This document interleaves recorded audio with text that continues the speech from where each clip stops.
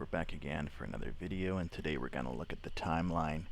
I've laid this out, so we'll kind of front load the timeline, as you'll see in a minute, and then afterwards get into kind of the nitty-gritty technical details. That way, if someone wants to go through this, they can get through it relatively quickly. So let's get started. We'll start by taking a quick look at the combat spread, and you can more or less ignore all of the data on the left. Just look at the picture on the right. For our purposes, with what we're doing, we want to just be about a nautical mile abeam of each other, within 1,000 feet of each other. Here we have a situation with the timeline imposed on the screen, where we have a pair of F-14s engaging a pair of hostile aircraft.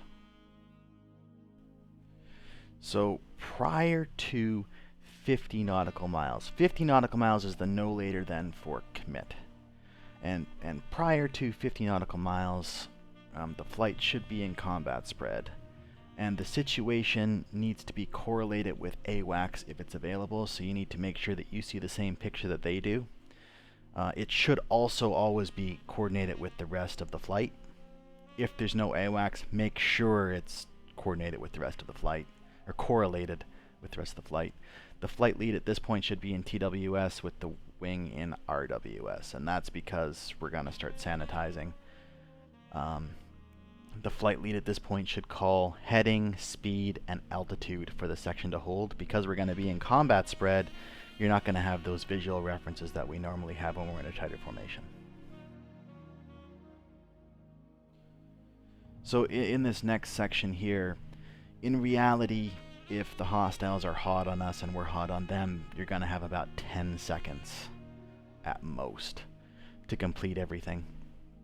So it really has to be something that everyone is good with prior to takeoff. This is something that has to be practiced. But basically, prior to 40 miles, all sorting and sanitizing needs to be completed. So what I mean by that is everyone has to completely understand what the picture looks like in front of them, and everyone has to know who they're going to target and shoot at. And when we get to the meld, by the time we hit the meld at 40, sanitizing has to stop. The flight will stay in TWS to maintain situational awareness, but the rest of the wing should go over to single target track on the target that they've been assigned.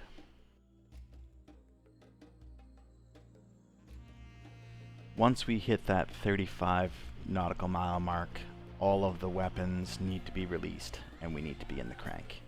So you've got really from 40 miles to 35 nautical miles to do that, give or take 5 seconds. It takes 3 seconds for the Phoenix to come off the rail, so really you need to start mashing those buttons at 37, 38 nautical miles. In the crank, the flight lead will call the crank and the direction of the crank, so left or right, and that in theory is a 50-degree turn, kind of a minimum of 50 degrees. The first ship to hit the gimbal limit on their radar, so the RIO is going to call gimbals, or the pilot, if there's no RIO, will call gimbals to the entire section, and the flight lead will call out the heading that he's on. That way the pilots and the rest of the flight can just hold that heading. So now we're looking at the skate. The skate is the most likely scenario that will be carried out after the crank. I think 99% of the time it's going to be a skate. And what we do in the skate is turn cold on the hostiles. And after we've done that, we have a couple of options. We can either just leave the area, depending on the assessment made by the flight lead and AWACS, or we can recommit and go back in for another run after we've extended out. And we would at that point basically just run another timeline. So the timeline is something you can do over and over until you either run out of weapons or you've dealt with the situation. In some extreme situations, there might be a bonsai call. So in this case, the flight lead will call bonsai, and that is effectively when we would turn into the merge. This is not something that should be done lightly. This is generally only done in an emergency situation where the ship would be in danger or high value assets would be in danger. We definitely need to prioritize the survival of our flight, and when we go into bonsai, we go into a merge, we give up any advantage that we have. We put ourselves more or less on equal footing to our adversary, whereas especially in the F-14 with the Phoenix, you are at a tremendous tactical advantage on timeline. So, you know, I really want to reiterate, when we go bonsai, we lose our tactical advantage. If we skate and recommit, we stay within our tactical advantage, and we get to dictate how the engagement will go. And now we're going to have a look at a couple of examples of timeline. So here are a couple of F-14s. We've been speaking with AWACS and pre-committed on these MiG-29s coming from Shiraz or LAR. And here you can see the pre-commit phase. We're basically just flying as a section. We're not in combat spread yet.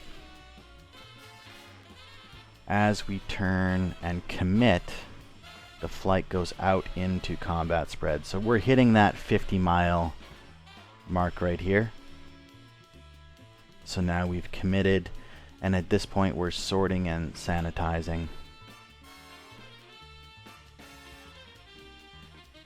Here the wing has gone into single target track.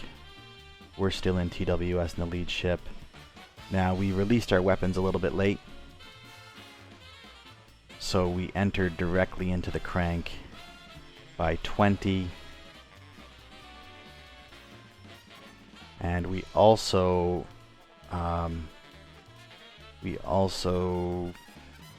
waited too long to skate.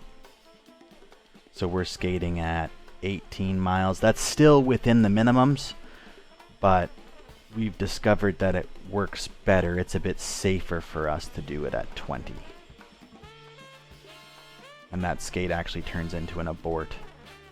And we wind up landing 2 shots on the group behind the group that we were targeting.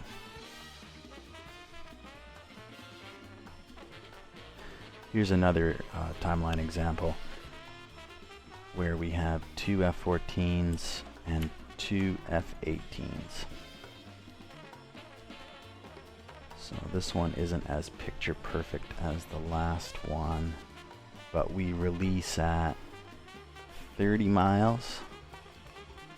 I guess the weapons, we start to release pretty much right on time. They go in. They take out one of the F-18s. And here we've gone cold immediately. That was just a call made based on the situation. But the fire from the F-18s was completely ineffective because we followed timeline, we followed procedure. It just went right over our heads. And we were able to leave. At this point, we could have turned around and recommitted on the remaining aircraft.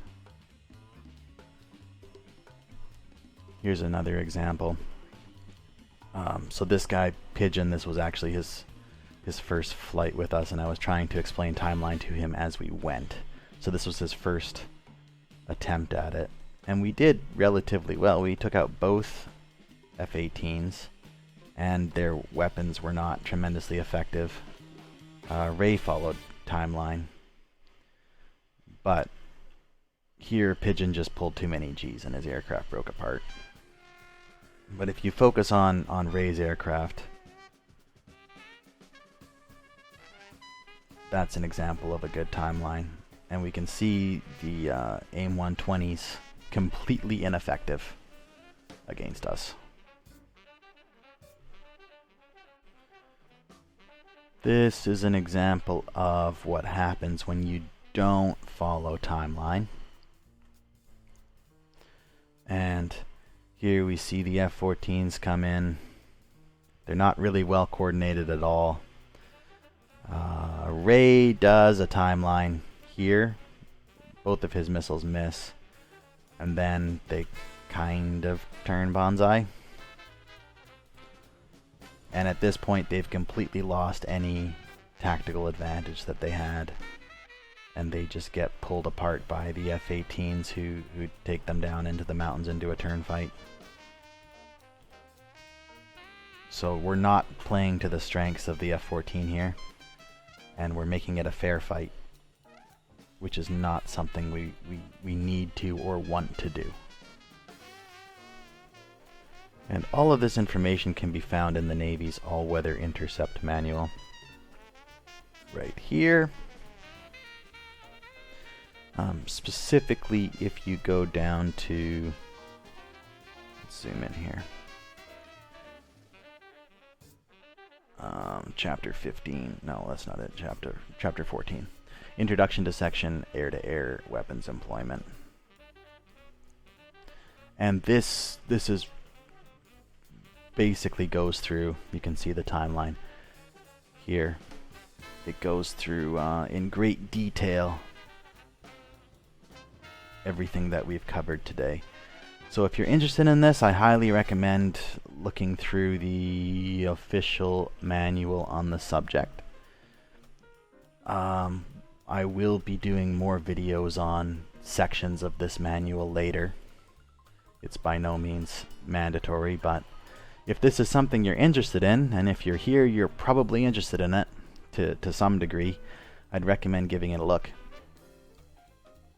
Because we've really only scratched the surface. What we looked at today was a heavily simplified timeline, just to get people on track as fast as possible.